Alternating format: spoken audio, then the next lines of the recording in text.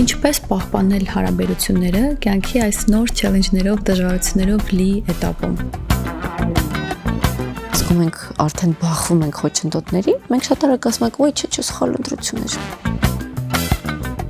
Մեր ներկա իրականության մեջ տեսնում ենք, որ շատ դժվար է դարձել ընտանիք կազմելը եւ հեշտ այն կազմաքանդելը։ Ինչն է պատճառը։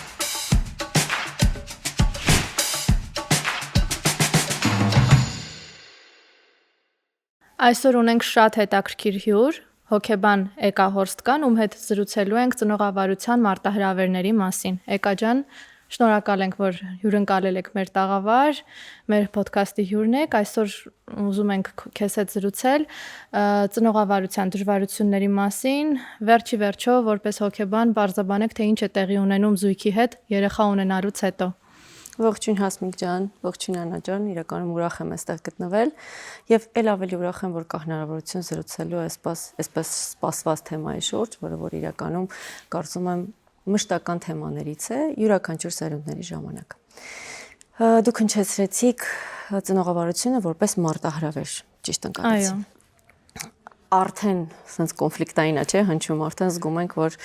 կա ինչ-որ լարվածություն ու բարդություն այս թեմայի մեջ։ Այո, իրականում ծնողավարությունը մարտահրավեր է եւ արձանագրվում է առաջին հերթին նրանով, որ դա մի օրվա, մի պահի, մի դրվագի եւ անգամ երեխայի ծնվելով չի պայմանավորված, այլ դա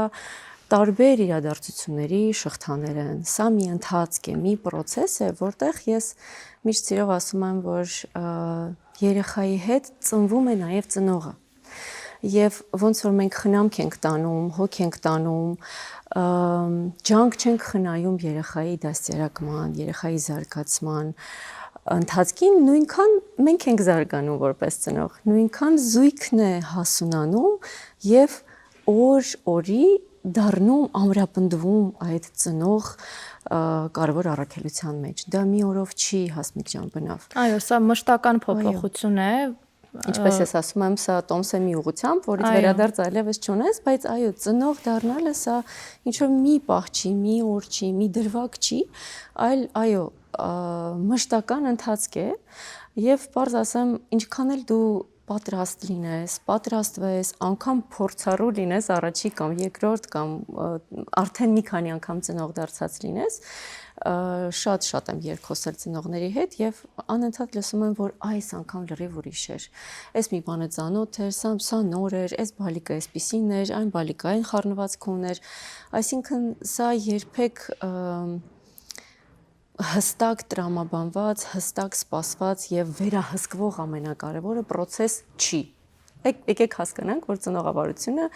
սա շատ քաոտիկ ընթացք է, որտեղ դու սովորում ես մնալ կայուն, մնալ ճկուն, եւ ամենակարևորը դա ամիջդ մեկտեղ երջանիկ լինես։ Այո։ Օրինակ ինձ համար որպես ծնող ամենադժվար կետը այն էր, որ ես գիտակցեի, որ սա արդեն մեկ տոմս է դեպի մի ուղղություն եւ սա միշտ ինձ հետ է։ Իրականում ես շատ բնականաբար երջանիկ էի, բայց դժվար էի համակերպվում այդ նոր փոփոխության հետ, որ սա մշտական է, այս անձը արդեն իմ անբաժան մասնիկն է։ Գիտեք ինչ կուզենայի ուղղակի ավելացնեի։ Դժվարությունները շատ կան, միտքը ձեր հիշեք ուղղակի չընդհատեմ, բայց շատ կարևոր է հասկանալ, որ սա անձի եւ զույգի հասունացման process է։ Երբ որ մենք շատ խիստ չենք դիտում ինքներս մեզ այդ ծնողավարման մեջ, երբ որ մեզանից սպասելիքները կտրուկ ու կատեգորիկ չեն, միանշանակ չեն, այդ դեպքում մենք շատ ավելի սահուն ենք անցնում այդ մեր անձի նորովի վերգտած հասունությունը։ Եկա, իսկ ինչ է տեղի ունենում հենց զույգի հետ երեխայի ծնվելուց հետո։ Շատ լավ հարց է, որտեվ հենց այդտեղից է սկսվում այդ ծնողավարման միստիկան, բայց եկեք մի փոքր ավելի հստակ ու պրակտիկ պատասխանենք։ Իրականում երկուսը դառնում են 3։ Եվ դա արդեն համակարգի փոփոխություն է։ Եթե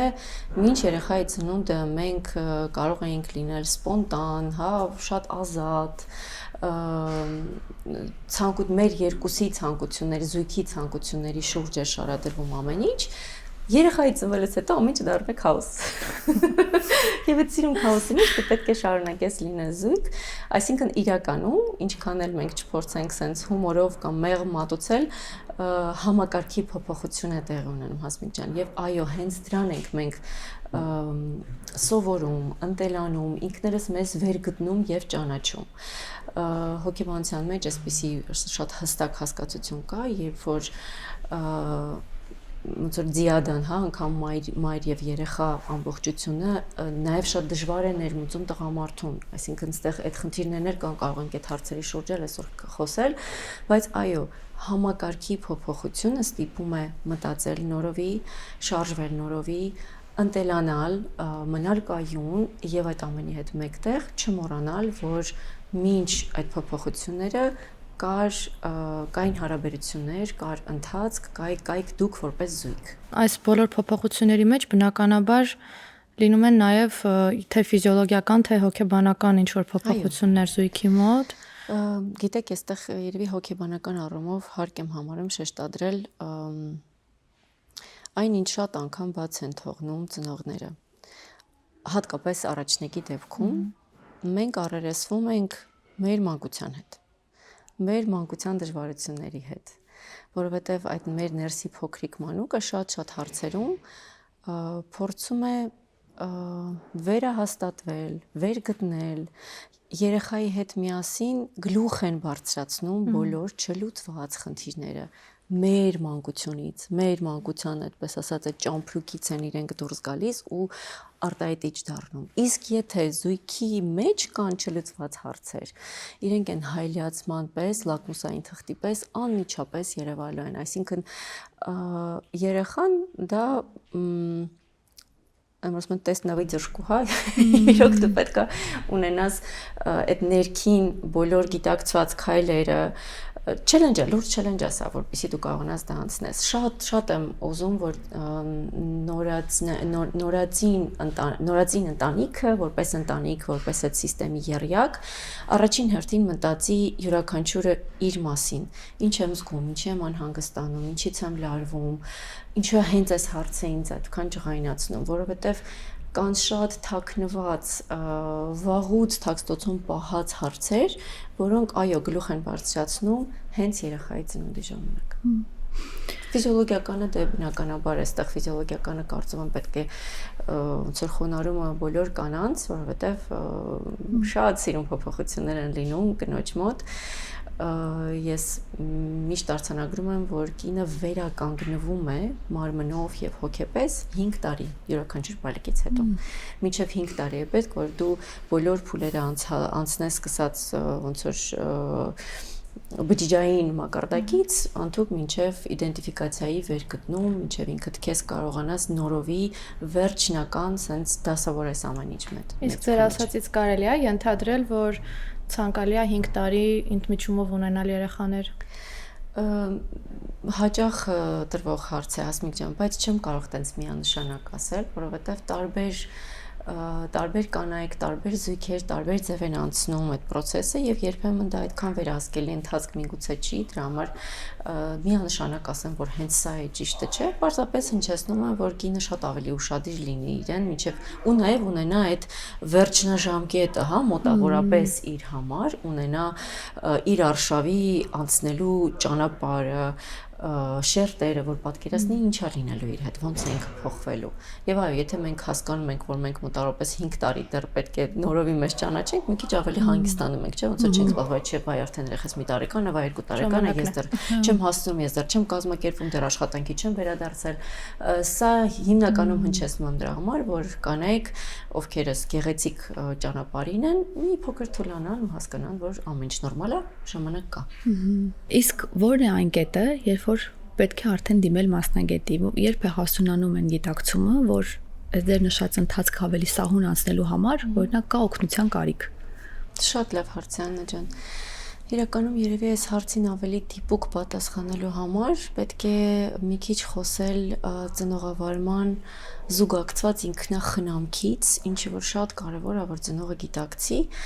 որ իրոք ինքը փոխվում է, ինչպես որ ասեցինք, հա, որ սա իր համար էլ նոր process է։ Եվ երբ որ դու գիտակցում ես, որ քեզ մոտ ամեն ինչ չի, որ պետք է լինի սահուն, գրքային, շատ անգամ մենք ռոմանտիկ ասում ենք, ես սա կանեմ, ես ամեն ինչ նախապես կդասավորեմ, ճաշիկը կսարքեմ եւ այլն, իսկ հետո եկեք քնում ես։ Եվ մերսի զգացողությունով արթնանում ես, այո։ Այսինքն տեսեք, երբ որ ծնողը գիտակցում է, որ ինքը չպետք է մի քիչ ավելի sense բանով ասեմ, հա, ինքն իր հետևից ընկնի եւ ինքն իրեն ճնշի, ինքն իրեն փորձի համակարգել, լավացնել, երբ որ ավելի ըմբռնումով է մոտենում ինքն իրեն, արդեն խնդիրները ավելի սահուն են գնում։ Բայց երբ որ գալիս է այն կետը, որ դու հասկանում ես, որ ռեսուրսը այլևս չի հերիքում, դու հաճույք չես ստանում երեխայի հետ շփումից, երբ որ զույգի մեջ ստեղծված լարվածությունը ազդում է երեխայի վրա, ամենակարևոր, հա, միգուցե sense մարկերը ասեմ, երբ որ կորցնում ես կապը ինքդ քեզ հետ, երեխայի հետ եւ զուգընկերոջդ հետ, դա միանշանակ է ստում բոլորս կզգանք։ Այդ ժամանակ իհարկե ավելի լավ է չհասցնել այդ կետին եւ փորձել արդեն ճանապարհին այդ բալանսը կայունացնելու համար երկխոսել մասնագետի հետ, բայց երբ որ զգում ենք, որ արդեն ինչ որ մի պահի այդ հավասարակշռությունը կորում է, իհարկե միանշանակ, որպեսզի առողջ եւ խաղաղ մնա ամբողջ ինստիտուտը, ոչ միայն երեխան եւ ոչ միայն յուրաքանչյուր ծնողը։ Իսկ լինում են դեպքեր, երբ որ օրինակ զույգերից մեկը հակված է դիմել մասնագետի եւ հասկանում են, որ ինչքան կարեւոր է, որպեսզի պահպանվի ընտանիքը, որպեսզի երեխան առողջ մեծանա եւ վերջի վերջո այդ ինքնախրամքի ճանապարհին ճիշտ առաջ գնա կինը, օրինակ կամ տղամարդը, բայց ընդունենք զույգերից մեկը մտածում է, որ դա օրինակ տեղին չէ կամ փորձառություն չի ունեցել միգուցե նման մասնագետների այցելելու։ Շատ հաճախ, Աննա ջան, ցավալի է, շատ հաճախ եւ գիտեք խնդիրը իրականում նրանում է, որ հենց երեխայի ծնվելուց հետո հատկապես երբ որ երեխան դառնում է 6 ամսական, 6-ից 12 ամսական, հա, սա ամենաբարձ շրջանն է իրականում։ Ես ասում եմ վիճակագրական ոնց որ տվյալներով, մեծամասամբ զույգերը բաժանվում են եւ ընտանիքը կոտրվում է հենց այդ ժամանակ, որովհետեւ դեռ կնոջ հորմոնալ process-ը, այդպես ասած, կայուն չէ, դեռ տղամարդը լիարժեք է երկուսի մեջ ինտեգրված չէ։ Եվ այո, եթե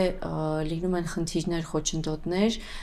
եւ չկա օգնություն, բնականաբար մենք ցավոք սրտի ունենք այս վիճակագրությունը։ Ինչ անել, եթե զույգում մեկը ընկալում է, որ պետք է օգնություն, մյուսը չէ։ Իրականում այս բaragam, եթե չգան միասնական, այդպես ասած, ինչ որ համաձայնության, ոչինչ անել մենք չենք կարող։ Ես կարծում եմ, ուղղակի այն գիտակից ծնողով գտնում է, որ այո, օգնությունը ավելորդ չի լինի, պետք է փոքր-ինչ ավելի ըմբռնումով լինի մյուսին, ով որ միգուցե հենց իր ներքին ինչ որ պատնեշների պատճառով չի կարող դուրս բերել խնդիրը։ Հավատացնում եմ ձեզ, որ միշտ չի, որ հեշտ է խոսել խնդրի մասին։ Միշտ չի, որ հեշտ է առերեսվել քո միգուցե թվացial թուլության հետ կամ մանկական վախերի հետ, մանկական վերակենդանացած ապրումների հետ։ Երևի եթե փորձեմ մեկ բառով ամփոփել, միևնույն ըմբռնումով է պետք մոտենալ։ Այսինքն այն զույգից այն մեկը, ով գիտակցում է, որ պետք է, շատ ավելի ըմբռնումով պետք է մոտենա մյուսին։ Եվ առհասարակ երևի գիտակցող կողմը հիմնականում լինում է կնոջ կողմը, չէ՞։ Գիտեք, Հասմիկ ջան, չի ուզենա այդպես մենք տղամարդկանց անկյուն կանգնացնեինք, բացատրեմ ինչու։ Կինը կնոջ մոտ քանի որ բնությունը այդ բոլոր, այդպես ասած, ֆորմուլաները բանաձևներ դրել է, անկախ ամեն ինչից կինը իրեն կայունացնում է, որովհետև կա մի շատ կարևոր հանգամանք, դա երեխայի կապվածությունն է ծնողի հետ կամ մեծահասակի հետ, եւ մենք դա մեծամասամբ, եթե կնոջ հոգեկան վիճակը կայուն է, հոգեկան առհասարակ առողջ է, այդ դեպքում մեծամասամբ կինը կարողանում է գտնել այն ճանապարհը, որով ինքը կայունացնում է իրեն եւ պատրաստական է հասցնել ու լինել երեխայի կողքին այնքան, ինչքան որ պահանջում է հենց երեխայի զարգացման ընթացքը։ Եվ շատ անգամ այդ դրա համար է թյուր կարծիք լինում, որ կանայք շատ ավելի կայուն են։ Չէ, կանայք ուղղակի այդ դեպքում շատ ավելի կենտրոնացած են երեխայի վրա, կարող եմ ասել շատ ավելի կտրուկ են ամեն ինչի դիմաց, ինչ որ կարա խոչընդոտի իրանց եւ երեխայի կապին կամ օրինակ կերակրող մայրերը կարող են շատ ավելի բուրըն պահպանել, այդպես ասած, իրենց հոգեկան կայունությունը, որովհետև դրանից կախված է երեխայի սնվելու process-ը, հա, այսինքն այստեղ շատ նրբություններ կան։ Եվ այո, իհարկե, ոնց որ պսակը միշտ կնոջ գլխին է, երբ որ մենք խոսում ենք ծնողավարության մեջ, բայց հավատացնում եմ ձեզ, որ լինում է նաև տարբերակը, հակառակը, երբ որ տղամարդը անում է ամեն ինչ, նպաստում է նրան, որ կինը իրոք իրեն կայուն զգա, միգուցե շատ չի գիտակցում, բայց բնական է այդ ինստիտուտի մեջ եւ նպաստում է նրան, որ եւ հարաբերությունները պահպանվեն, երբեմն լռում է, երբեմն այո կարող է ինչ որտեղ փակվել, դեպրեսիվ լինել, իրանց մոտ էլա դա իրոք լինում, բայց այնուամենայնիվ զույգի մեջ երկխոսության արկայության դեպքում չեմ ուզենա, որ մենք այդպես ասած պսակենք միայն կնոջը եւ անկյուն կանգնացնենք տղամարդուն։ Տարբեր է լինում շատ։ Ինչպես խոսեցիք դեպրեսիվ լինելու մասին, շատ է խոսվում հենց մայրական հետծննդաբերական դեպրեսիայի մասին, իսկ ինչ կասեք հայրիկների պարագայում, ես կարծում եմ, որ նույնպես կարող է լինել հետծննդաբերական, արդեն ոչ թե կոչվի հետծննդաբերական, այլ նոր սիստեմի հենց այո ճիշտ է արդյոք կա նման այսպես ասած հենց տերմին որ հայրիկների մոտ է լինում այսպիսի խնդիր այո ինքը հենց ծննդական իհարկե չի կոչվում բայց այո տղամարդիկ ընտանիքի փոփոխության դեպքում երեխայի ծնունդից հետո կարող են ունենալ դեպրեսիա եւ դուք շատ ճիշտ նշեցիք որ դրա մասին շատ չի խոսացվում որովհետեւ ինչպես ես քիչ առաջ ասացի ամբողջ շեշտադրումը ամբողջ ուշադրությունը մոր եւ երեխայի վրա է եւ տղամարդ հակամայից մնում է ստվերում եւ դա արդեն դեպրեսիայի թեմա է ճիշտ ասած նյութ է դրա համար շատ հաճախ լինում է այնպես որ տղամարդուն էլ է պետք ժամանակ եւ ներուժ որ ինքը նորովի գտնի իր տեղը այդ եռյակի մեջ երբեմն պակասում են ռեսուրսները օրինակ ավելի ճկուն լինելու կամ սիրելի կնոջ ավելի քիչ հասանելի ունենալու քաոսային չքնելու գիշերները, հա, սովորաբար հատկապես երիտասարդ զույգերը փորձում են միասին ամեն ինչ անել, եւ այո, տղամարդը նույնպես կարող է ունենալ դեպրեսիա։ Այն չի կոչվում հետծննդական, որտեղ կնոջ դեպրեսիան նաեւ կախված է շատ հորմոնալ process-ներից եւ նրանից թե որքանով էր կայուն կնոջ հոգեկանը մինչ այդ, ինչքանով է ինքը կարողանում ինքնուրույն այդ ամեն ինչից դուրս գալ։ Ցանկալի է իհարկե դեպրեսիային հենց չհասնել բայց տղամարդկանց մոտ այն արտահայտվում ավելի շատ ինքնամփոփ դառնալով, աշխատանքի մեջ ընկղվելով, մեկուսանալով,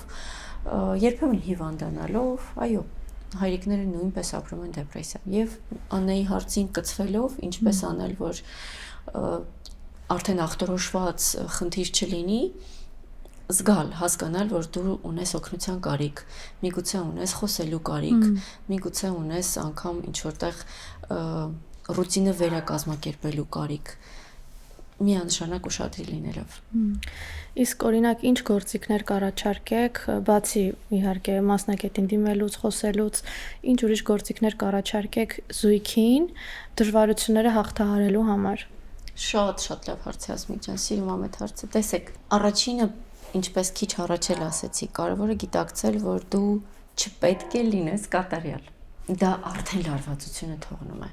Եվ երբ որ զույգի մեջ կա այդ գաղափարը, արդեն մենք չենք էլ սպասում իրարից, հա, կատարելություն, այ դու սենց արեցիր, դու նենց արեցիր, դու սենց պետք է աներ, այդ պետքաները կարծես վերաձևափոխվում են հարցի, իսկ ո՞նց ես քեզ գում, ինչի կարիք ունես, երբ որ այ զույգի մեջ այդ եղանակը, կլիման փոխվում է, իդեպ դա կարծում եմ հնարավոր է այն դեպքում, եթե զույգը ունի ընդհանուր արժեքներ, երբ որ զույգը ունի փորձ իրար հետ երկխոսելու եւ որոշ դժվարություններ անցնելու, երբ որ զույգը ունի հուզական հասունություն, հա, երբ որ մենք թույլ ենք տալիս, որ դիմացինը լինի սխալ, երբ որ մենք թույլ ենք տալիս, որ դիմացինը լինի ոչ կատարյալ, եւ իրոք պատրաստ ենք կծվելու եւ իրան օգնելու։ Եթե իմ վերոնշյալ կետերը օրինակ թերի են կամ զույգը սպոնտան է մտել process-ի մեջ, տարբեր ձևեր են լինում, ամենակարևորը հասկանալ իրոք, որ սա ժամանակավոր ընթացք է, մշտապես այսպես դժվար չի լինելու, process-ները շատ սահուն են սկսելու գնալ, չսպասել կատարելություն եւ խոսել։ Եվ գիտեք ինչ, խոսել ոչ հեռախոսով ու չաթով։ Այսօրվա դարի խնդիրն է, երբ որ գալիս են զույգի թերապիայի հետ, ասում ես դե մենք խոսում ենք ու հետո դուրս ես բերում, որ ոչ մի էմոցիա չի փոխանակվում, էմոջիներով է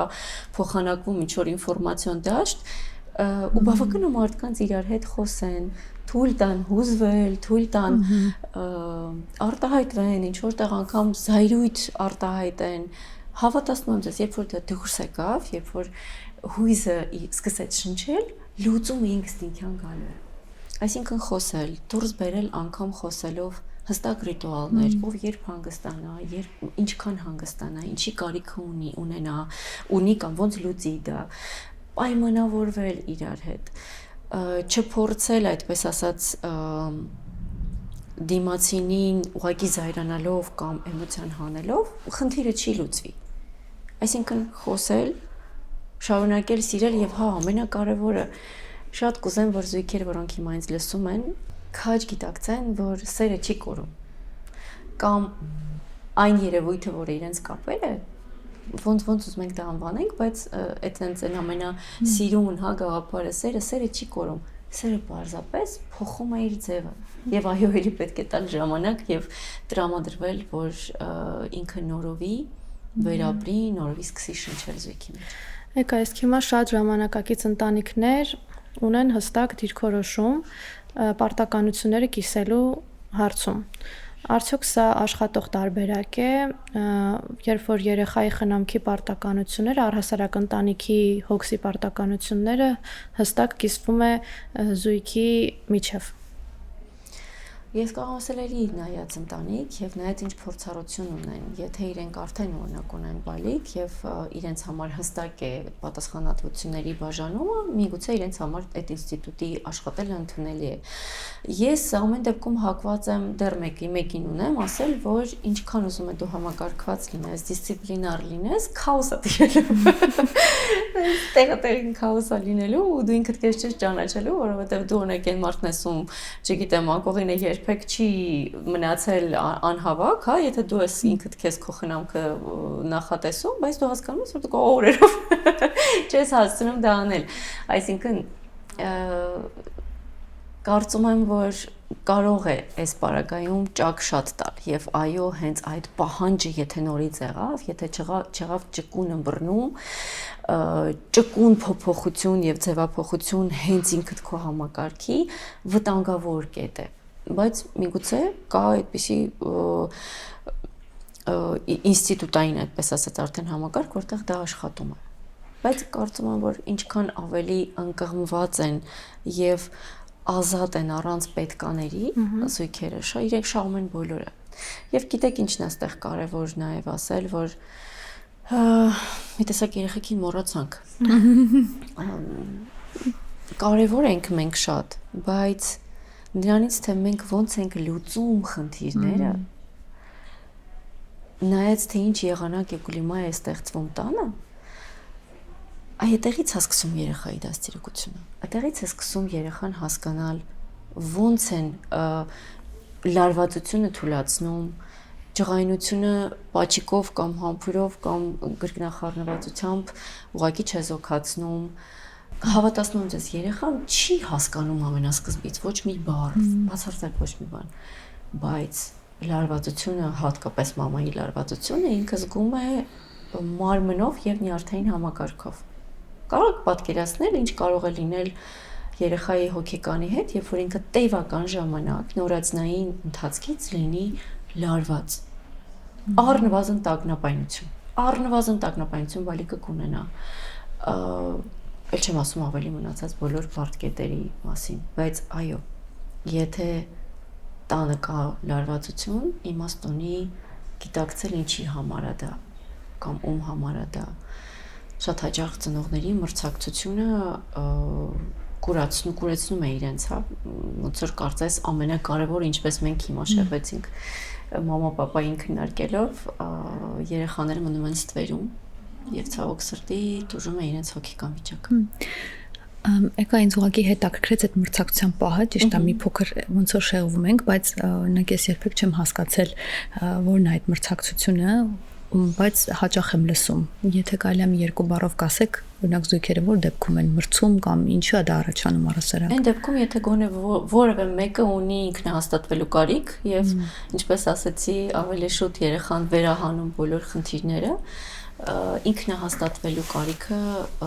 անպայման ստիպելու է, այդպես ասած, ոչ թե ըմբռնումով միասին ստեղծել ծնողավարության մեջ ինքդ քեզ ճանաչել, այլ լինելու է մեկը մյուսին փորձելու է իշխել։ Մեկը մյուսի վրա փորձելու է պատասխանատվություններ դնել, պետկաներ դնել։ Հա, այն ամեն ինչ որ մենք խոսում ենք, ինքը հիմնականում բերելու է մրցակցության, որ չէ, ես սենց ասեցի, դու սենց ասեցիր։ Կարող լինի իհարկե շատ ավելի խորքային հարցեր։ Սովորաբար այդպես է լինում են։ Կարծես յուրաքանչյուր մեծահասակի համար իր վերածնունդը լինի իր երեխան եւ ինքը ուզում ամեն ինչ ճիշտ անի, ես անգամ պիտի սենց լինի, սա սենց լինի, օրինակ ես առանց հայրը մեծացել պետք է ամեն ինչ անեմ, որ երեխայիս կողքը լինեմ ու մամայի հոգին ուտում եմ, հա, որ չեմ էլ մտածում, որ լավ իսկ ես որևէ ձևով լրացնում եմ մամայի հոգսը, թե չէ, ես ուղղակի սենց կպած ուզում եմ պապա լինեմ, կամ ճիշտ հակառակը, օրինակ ուշադրություն քիչ ունեցած կին, հա, փորձում է այդ ուշադրությունով այնքան, այդպես ասած, ճնշել ամեն ինչ շուրջը, որ դա ստեղծում է լարվածություն։ Ինքը արդեն չի կարողանում ըմբռնումով մոտենալ ամուսնուն, չի կարող զգալ պահանջը երեխայի, այսինքն յուրաքանչյուրը բավարարում է իր պահանջը։ Երեխան էլի մնաց։ Շատ լավ, իսկ ինչպես պահպանել հարաբերությունները կյանքի այս նոր չելենջներով, դժվարություններով լի этаպում։ Ինչպես քիչ առաջ ասացի Աննա ջան, շատ կարևոր է իրոք ճանաչել այն ժամանակը, որտեղ դու ապրում ես, հասկանալ, որ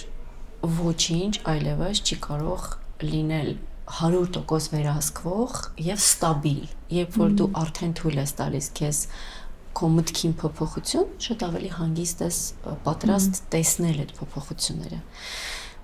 Շատ կարևոր է, որ միասնականությունը չմոռացվի այն ամենակարևորը, գիտեք ինչ է, չմոռացվեն արժեքները, որոնք զույգը եթե հասցրել է արդեն ձևավորել,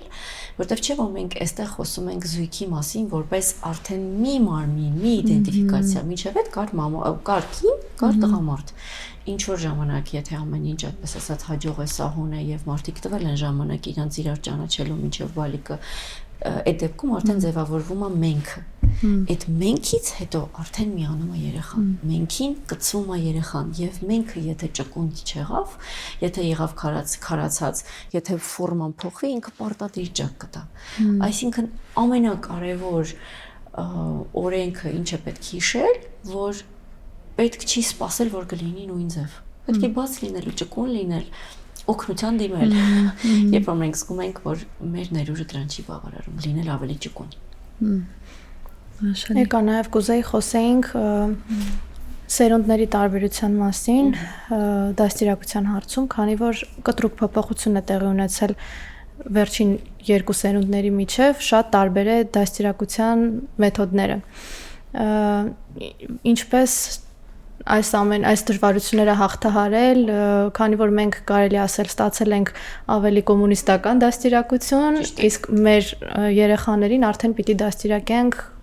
հիմիկվա ժամանակներին համապատասխան։ Հասմիկ ջան, եթե կհիշեք հաղորդման սկզբում ես ասացի, որ ծնողավարությունը դա ծնողի հասունությունն է, դա անհատի հասունությունն է ծնողավարության մեջ։ Էլի կվերադառնամ ու կգծվեմ այս նախադասությանը, որովհետև եթե մենք ինչպես քիչ առաջ խոսեցինք, ստատիկ ենք մտածում եւ ամեն ինչ մեզ մոտ քարացած են, իմ ծնողները ոնց ասել են դա է ճիշտը, եթե մենք չենք քննարկում, վերլուծում, կասկածի տակ դնում անգամ ինչ-որ բան, համ այսօրվա ճշմարտությունը, համ երեկվա ճշմարտությունը, հա, եթե մենք մեզ համար մերը դուրս չենք բերում, մենք մեկա ֆիասկո ենք ապրել։ Ես իրականում ստեղ սերունդների կոնֆլիկտ որպես այդպեսին չեմ տեսնում, ես որպես մասնագետ տեսնում եմ հակառակը վերելք, ես տեսնում եմ ինչքան այսօր ճոխացրել իր ճյուղերը հոգեբանությունը, ինչքան հասանելի է դարձել, ինչքան մոտ են ու բաց են արդեն պատրաստ են անհատները ընկղմվելու եւ հասկանալու առհասարակ հոգեկան աշխարհը ինչպես է ձևավորվում, ոչ շատ տարեց գիտություն, հա, ընդամենը 100 տարեկան հոգեբանություն այդպես կարելի ասել եւ անգամ իր մեջ կան այդ փուլերը։ Եթե մենք վերցնում ենք օրինակ հենց ֆրանսիական հոգեբանության, մանկական հոգեբանության ակունքը եւ համեմատում ենք իրան Դոլտոյի ժամանակներից մինչև այսօր, մենք տեսնում ենք ինչքան փոփոխություն ա եղել։ Այսինքն քեզ պետք է փորձառությունը դու ունենաս ու այո, նաև ժամանակն է փոխվում, ռիթմն է փոխվում, եթե մեր ծնողները, իմ ծնողները շատ ավելի пассив կյանքով էին ապրում, կյանքը այլ բաներ էր թելադրում, այսօր ինձ կյանքը թելադրում է տարբեր ռակուրսներով լինել ակտուալ, հասցնել, այսինքն արդեն անհամեմատելի է։ Եվ որպես ամփոփում ու պատասխան ձեր հարցին, շատ կարևոր է գիտակցել, որն է քոնը։ Ծաղկաքաղ անել ամեն ինչից որ դու ես անցել, տեսեք, էլի կցրեցինք նրան, որ մեր մանկական խնդիրներն ենք վերհանելու, փորձելու ենք իրանց անպայման լուծել, ոնց էլ չլինի, հա, ինչքան էլ մենք գիտակցենք, որ երեխայի ծնողն ենք, մենք միևնույն է մեր խնդիրները զուգակցված լուծելու ենք այդ ամեն ինչի հետ մեկտեղ։ Ըմբռնումով, էլ ավելի մեծ ըմբռնումով մոտենում ենք մեր ծնողներին, որոնք միգուցե այդքան ինֆորմացիայի հոսք այն ժամանակ չեն ունեցել, եւ երջանիկ փորձելու ենք գտնել յուրաքանչյուրս մեր բանաձևը, որտեղ ասած քիչ առաջ ասացի, որ շատ են տարբերակները այսօր, շատ են խոսում, շատ են ուղղորդում, տարբեր հոգեբանություններով յուրաքանչյուրը պետք է հասկանա, որն է իր եւ իր երեխայի երկխոսությունը։ Հետո շատ են ճիշտ ու սխալ անում, չէ՞։ Հիմա ամենտեղ սոցիալական հարթակներում դու տեսնում ես հստակ ճիշտ եւ սխալ տարբերակումներ, որը որ իրականում ինձ թվում է շատ է լարվածություն դարձնում, ճիշտ ասած, համաձայն եմ։ Ինչ որտեղ էլի օգնում է մարդուն, այսօրվա մարդուն չմտածել ու ուղղակի հասկանալ այո կամ ոչ, բայց միևնույնն է, երբ որ զգում ես քո բալիկին, երբ որ դու վայելում ես այդ ծնող լինելու ինքնաճանաչումը, միանշանակ քո բանաձևը դուրս կգա։ Քո մասնագետին էլ կգտնես, որտեղ տեսեք, ես հիմա ասեն շատ խելոք խոսում եմ, կարող է ինչ-որ մեկի համար ես անընդունելի եմ, ու դա նորմալ է, ու դա տենց էլ կարող լինի, ես կարող եմ իր մասնագետը չլինեմ, սկսած ձայնիս տեմբրից, վերջացած այն ճշմարտությամբ, որը ես այսօր բերել եմ մեր դաշտ։ Այո։ Եվ որպես վերջին հարց, կուզեի խոսեինք հենց ընտանիք կազմելու մասին, մեր ներկա իրականության մեջ